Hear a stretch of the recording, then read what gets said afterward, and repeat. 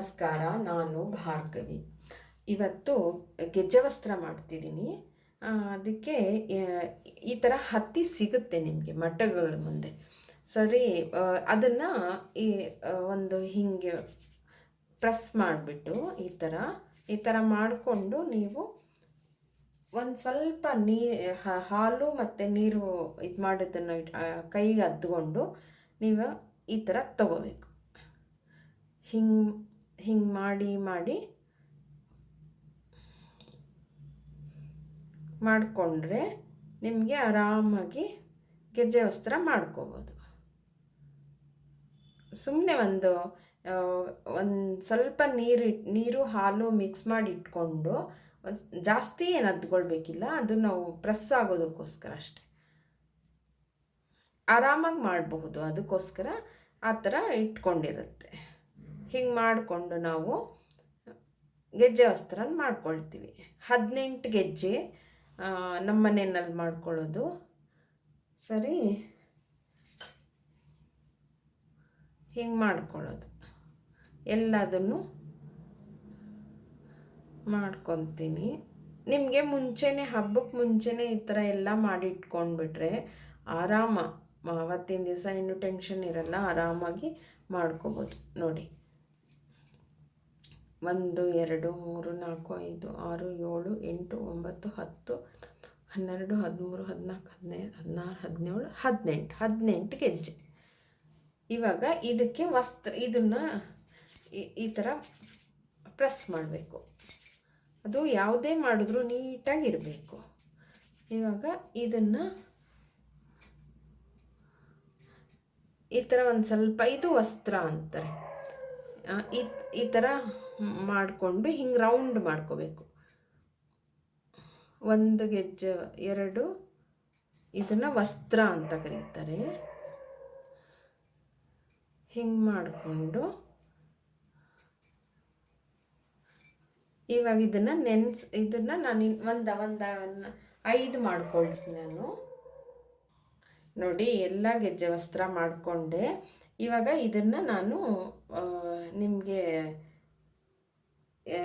ಇದರಲ್ಲಿ ಹಾಲು, ಒಂಚೂರು ನೀರು ಮಿಕ್ಸ್ ಮಾಡಿ, ಕುಂಕುಮ, ನಮ್ಮ ಮನೆಯಲ್ಲಿ ಕುಂಕುಮ ಇದರಲ್ಲಿ ಇದು ಹಚ್ಕೊಳ್ಳೋದು ಈ ಗೆಜ್ಜೆ ವಸ್ತ್ರಕ್ಕೆ. ಸರಿ, ಅದನ್ನು ಹಾಕ್ತಿದ್ದೀನಿ. ನೋಡಿ, ಈ ಥರ ನೀಟಾಗಿ ಮಾಡ್ಕೊಂಡು ಹೊರಟೋಗೋದು. ಬೇಗ ಆಗಿಬಿಡತ್ತೆ. ನಿಮಗೆ ಹಿಂದಿನ ದಿನನೇ ರೆಡಿ ಮಾಡಿ ಇಟ್ಕೊಂಡ್ರೆ ಆರಾಮಾಗಿ ಬೆಳಗ್ಗೆ ಮಾರನೇ ದಿನ ಹಬ್ಬ ಇತ್ತು ಅಂದರೆ ಮಾಡ್ಕೊಂಬಿಡ್ಬೋದು. ಈ ಥರ ಎಲ್ಲದನ್ನು ಮಾಡ್ಕೊಳ್ತೀನಿ, ಈಸಿಯಾಗಿ ಆಗಿಬಿಡತ್ತೆ.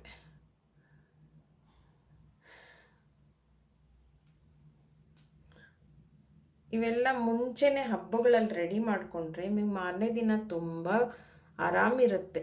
ಇವಾಗ ಇದನ್ನು ವಸ್ತ್ರ ಅಂತಾರೆ. ಇದನ್ನು ವಸ್ತ್ರನ ಈ ಥರ ಹಾಕಿಟ್ಬಿಡೋದು.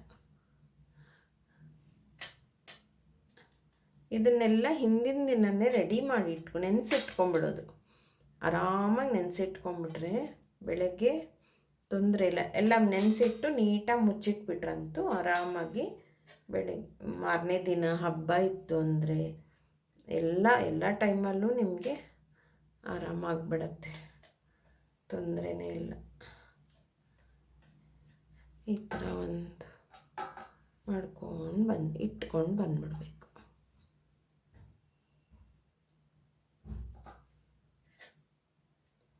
ಹಿಂಗೆ ಪ್ರೆಸ್ ಮಾಡಿ ಇಟ್ಕೊಂಡ್ಬಿಟ್ರೆ ಒಂಚೂರು ಹಾಲು ಹಾಕಿರೋದಷ್ಟೇ, ಜಾಸ್ತಿ ಏನಿಲ್ಲ. ಸ್ವಲ್ಪ ಹಾಲು ಹಾಕಿ ಅದ್ರ ಜೊತೆ ನೀರು ಹಾಕಿ ಮಾಡಿರೋದು. ನಿಮಗೆ ಏನು ಅವತ್ತಿಂದನೇ ಮಾಡ್ಕೋಬೇಕಂದ್ರೆ ಕಷ್ಟ ಆಗುತ್ತೆ. ಎಲ್ಲರಿಗೂ ಬೇರೆ ಕೆಲಸಗಳೆಲ್ಲ ಇರುತ್ತಲ್ಲ, ಹಾಗಾಗಿ ಮುಂಚೆನೇ ಮಾಡ್ಕೊಂಬಿಡೋದು ತುಂಬ ಒಳ್ಳೆಯದು, ತೊಂದರೆನೇ ಇಲ್ಲ. ನೋಡಿ, ಇದಾಗೆ ಹೋಯಿತು, ಬೇಗ ಆಗೋಗ್ಬಿಡತ್ತೆ, ಯಾವುದು ತೊಂದರೆ ಇಲ್ಲ, ಮಾಡ್ಕೊಂಬಿಡ್ಬೋದು. ಹಬ್ಬ ಹರಿದಿನದಲ್ಲಿ ಮೊದಲಾದರೆ ಜನ ಇರ್ತಿದ್ರು, ಒಂದೊಂದೆಲ್ಲ ಮಾಡಿಬಿಡ್ತಿದ್ರು. ಇವಾಗ ಇದೆಲ್ಲ ಹಚ್ಕೊಂಡು ಬರ್ತೀನಿ. ನೋಡಿ ಆಯಿತು. ಇವಾಗ ಇದನ್ನೆಲ್ಲ ಆರಕ್ಕೆ ಬಿಟ್ಬಿಡ್ತೀನಿ. ನೋಡಿ ನಿಮ್ಮ ಮನೆಯಲ್ಲೂ ಈ ಥರ ಮುಂಚೆನೇ ಮಾಡಿಕೊಂಡು ಬೆಳಗ್ಗೆ ಎದ್ದು ಸ್ನಾನ ಮಾಡಿದ ತಕ್ಷಣ ಈ ಥರ ರೆಡಿ ಮಾಡಿ ಇಟ್ಕೊಂಡ್ರೆ ಪೂಜೆ ಅಷ್ಟೊತ್ತಿಗೆ ನಿಮ್ಗೆ ಆರಾಮಾಗ್ಬಿಡತ್ತೆ, ತೊಂದರೆನೇ ಇಲ್ಲ. ನಿಮ್ಮ ಮನೆಯಲ್ಲೂ ಈ ಥರ ಮಾಡಿಕೊಂಡು ಆರಾಮಾಗಿ ಹಬ್ಬ ಆಚರಿಸಿ. Thank you.